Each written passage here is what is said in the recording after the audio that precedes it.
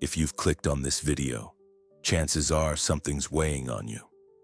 Maybe you feel hurt. Maybe your mind is stuck in a loop you can't escape. Or maybe you're just sad. Whatever it is, I want you to know this. This video isn't here to pull you away from your emotions. It won't tell you to cheer up or to just get over it. No shallow advice, no fake smiles. Instead, what you'll find here is a path forward.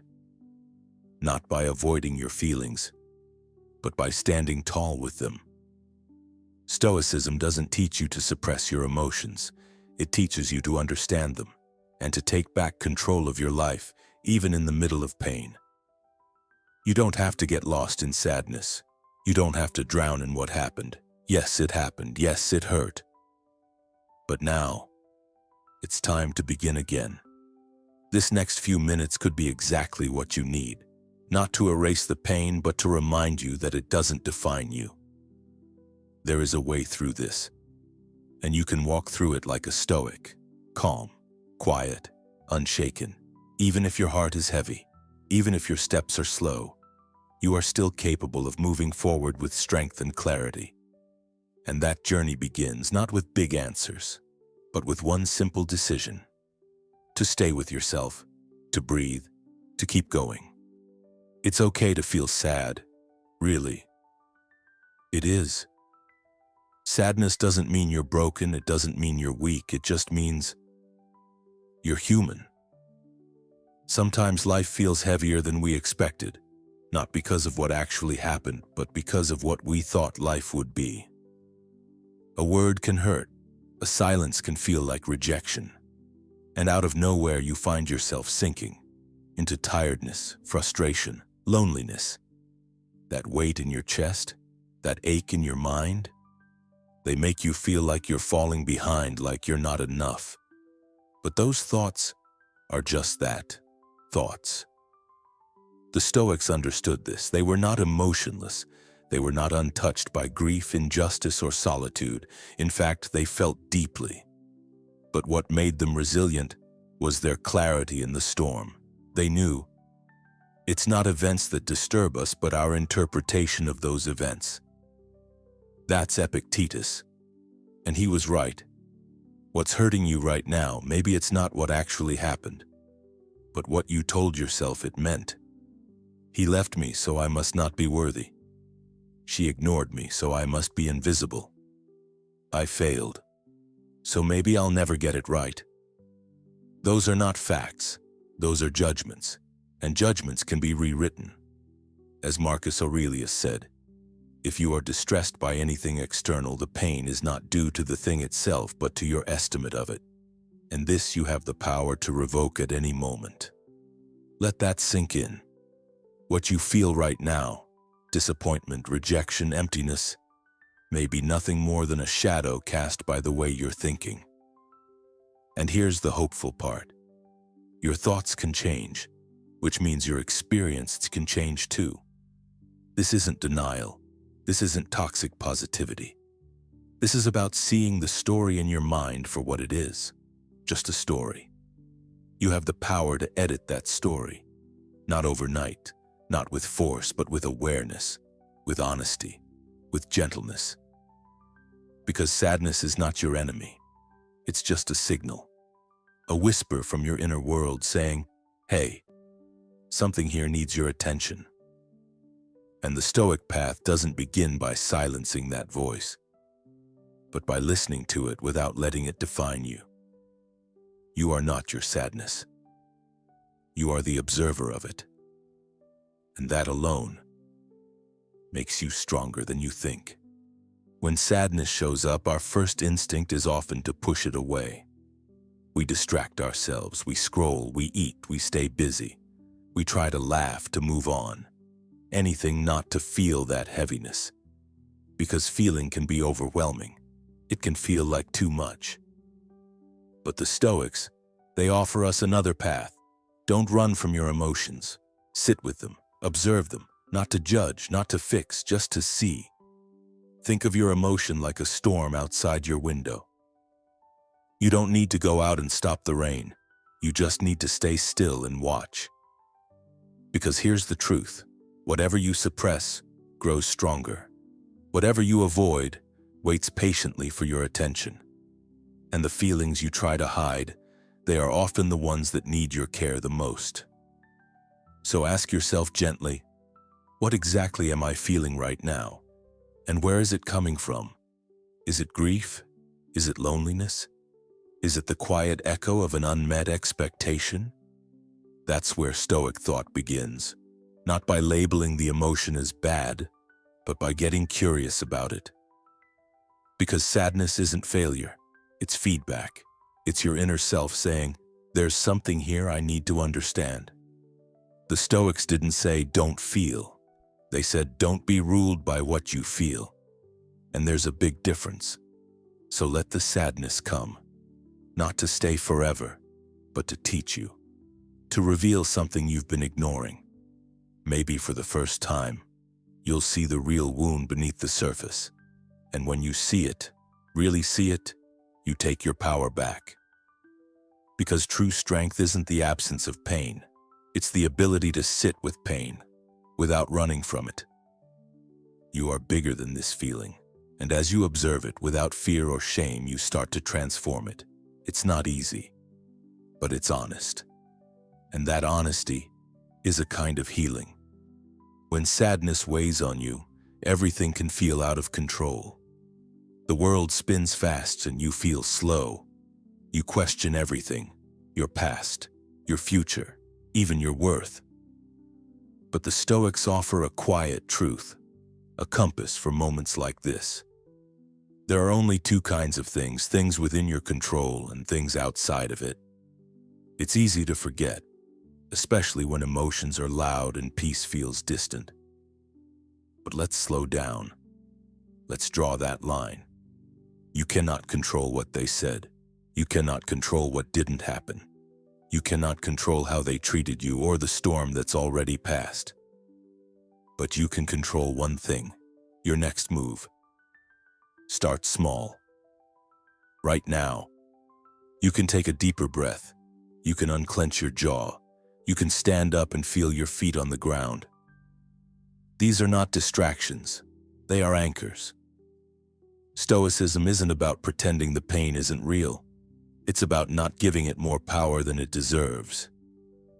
You have power over your mind, not outside events, said Marcus Aurelius. Realize this, and you will find strength. That strength doesn't come all at once. It's built in moments, in choices, in asking yourself gently, what is mine to carry right now? And choosing to carry only that, not their opinion, not yesterday's regret, not tomorrow's fear. Only what's here, only what's yours. You're not powerless, you're just tired. But your ability to act, to choose, remains.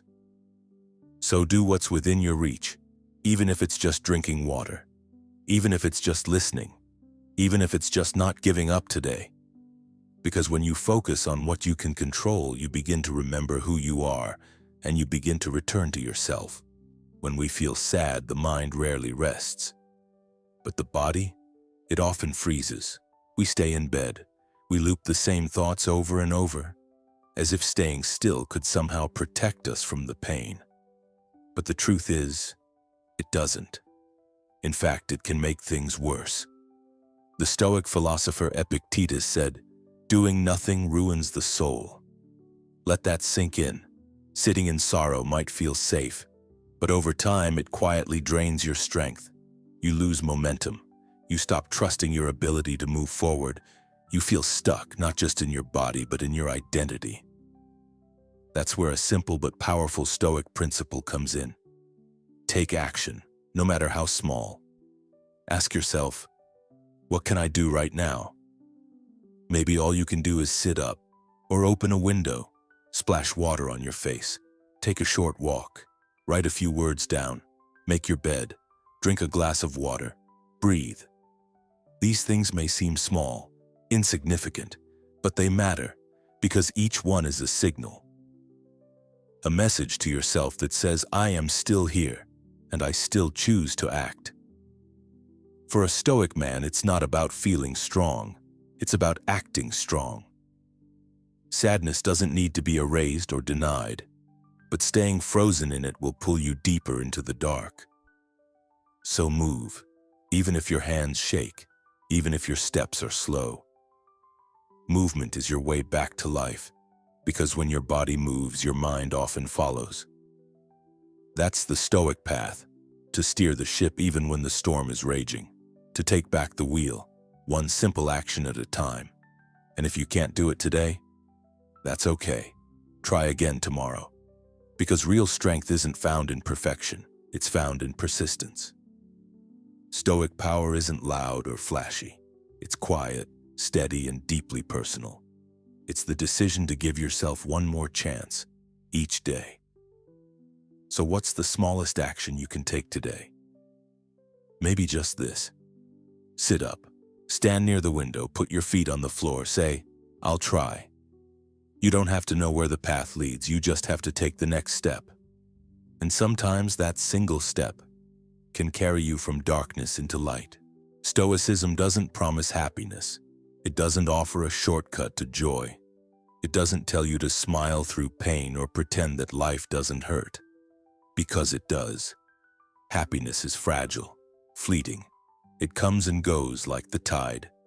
One day it's here, the next, it's gone. You can't build a life on that. Stoicism knows this. That's why it doesn't offer you happiness. It offers you character. It gives you something that doesn't depend on luck, mood, or circumstance. It gives you a path to becoming the kind of man who can face anything. That path is built on 4 timeless pillars: courage, justice, wisdom, temperance.